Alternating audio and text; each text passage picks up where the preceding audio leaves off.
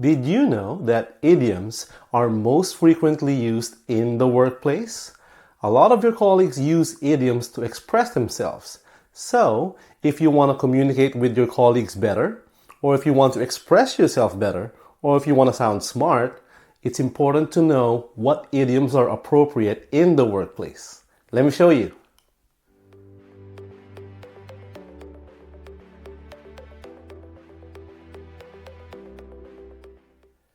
Hi everyone and welcome to my class. My name is Victor. Thanks for tuning in. Today, I'm going to show you 15 different idioms that you can use in the workplace. These are very common expressions that your colleagues will use. So if you want to express yourself better, or you want to understand your colleagues better, or you just want to sound smart, these are the idioms that you can use. Let's get started.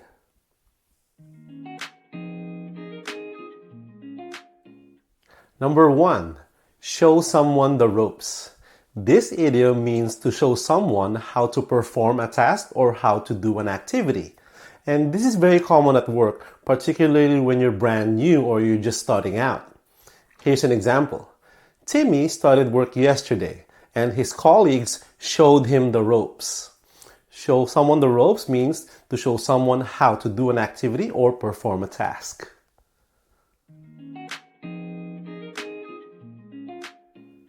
Number 2, people person. Now, if someone is a people person, that means that they enjoy talking to other people, they enjoy meeting other people, and they have very good interpersonal and communication skills. And this is very common in the workplace.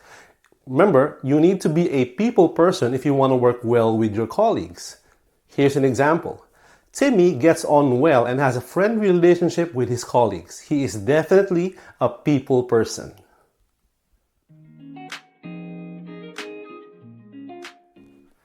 Number 3, hit the ground running. This idiom means to immediately work hard or immediately work successfully at the beginning of an activity. And this is very common in the workplace, particularly if you want to impress your boss. Here's an example. Timmy offered to complete the project despite the fact that he's only been working for the company for 1 week. He wanted to hit the ground running. That means he wanted to impress his boss by starting to work hard immediately at the start of his job.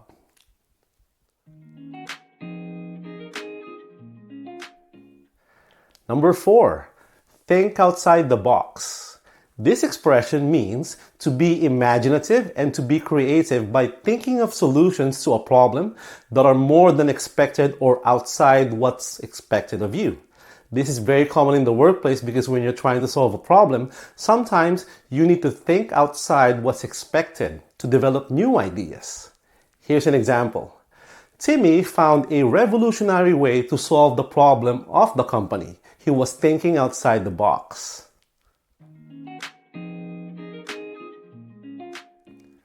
Number 5, steep learning curve. Now, learning curve refers to the rate at which you learn new skills at work. When you say it's a steep learning curve, that basically means you have to learn a lot of skills really quickly. This is very common in workplaces that are very busy and are very competitive. That means at the beginning of working, you already need to learn a lot of new things very quickly. That's steep learning curve. Here's an example. Timmy, on his first week at work, had to learn a lot of different ways to complete a project very quickly within 1 week because the work that we was doing has a steep learning curve.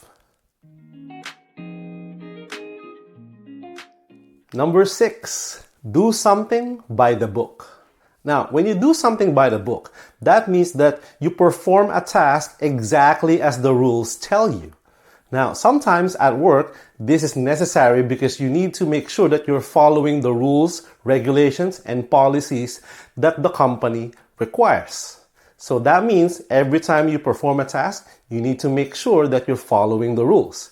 That's doing something by the book. Here's an example. Timmy was doing his work by the book because he wanted to make sure that he didn't do anything illegal and he was following all of the rules of the company. That's doing something by the book.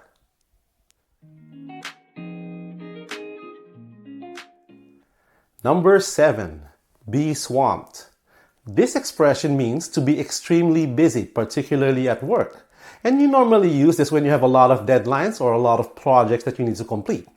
Here's an example. Timmy wanted to go home early, but he couldn't because he was swamped at work.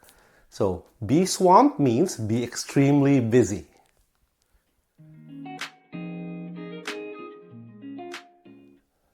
Number 8, cut corners. Now, when you cut corners, that means that you don't include everything that you have to do to perform a task so that you can save time or money. And because of this, that means the result or the product of your hard work is not as good as you expected. Here's an example. Timmy had a lot of deadlines and he wanted to go home early. So instead of performing all of his duties in the project, he cut corners and just did the bare minimum. The result? His project was not as good as he expected. That's what happens when you cut corners. You're saving time and money by not including all of the responsibilities or all of the things that you have to do to perform a task well.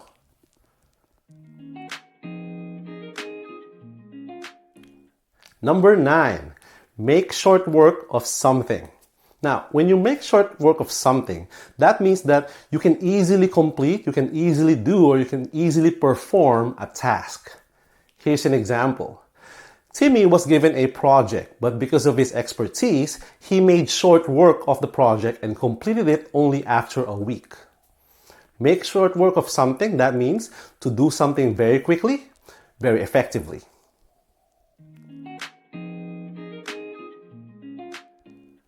Number 10, back to the drawing board. This expression means to go back at the start of the process and do it again because it's not working. This is very common in the workplace, particularly when you have a plan to solve a problem and it simply isn't working. So you have to go back and do it again or do it differently. That means back to the drawing board. Here's an example. Timmy wanted to complete his project, but his plan is not working, so he had to think of a different way to do it. It's back to the drawing board for him.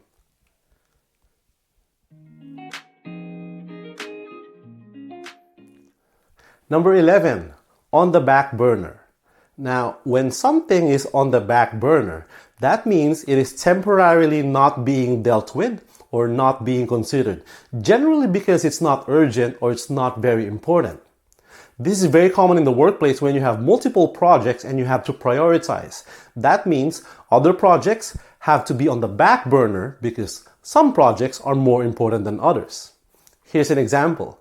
Timmy had a lot of new projects, but he had to put some of them on the back burner because he had to complete the most important ones and the most urgent ones.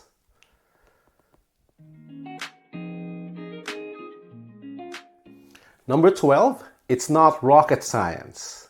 This is a very common expression that means something is not complex and something is very easy to understand, or a task is very easy thing to do. Here's an example. Timmy performed really well during the project because for him, it's not rocket science. It's actually something that's very simple to do, very easy to complete.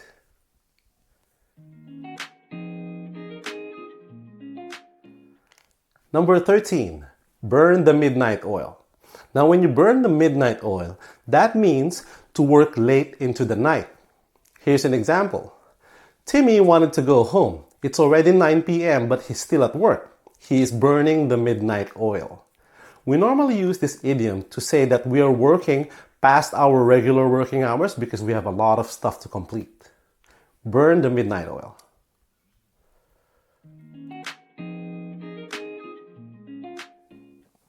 Number 14, make the call. This expression simply means make the decision. And it's very common in the workplace, particularly when bosses use it, because they're the ones who normally make the decision. Here's an example. Timmy couldn't figure out which project to prioritize first because both of them are equally important. However, his boss made the call and told him to prioritize one of his projects. So, make the call means make the decision.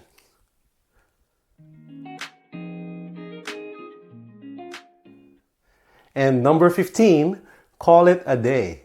This is an expression that you use when you want to say that you want to stop working because you have already done enough. This is very common to use in the workplace at the end of the working hours, normally 5 p.m. People say, let's call it a day. That means they want to stop working because they believe that they have already done enough for that time. Here's an example. It's already 5 p.m. and Timmy has been working hard since 7 a.m. He decided he wanted to stop working, so he called it a day and he went home. And that's it. Thank you for watching. I hope you learned something today. If you like this video, please hit that like button and subscribe to my channel for more video lessons. And also, if you have any requests for English lessons that you would like to see on one of my videos, please put a comment down below. I read all of them all the time. Thanks again, and I'll see you next time.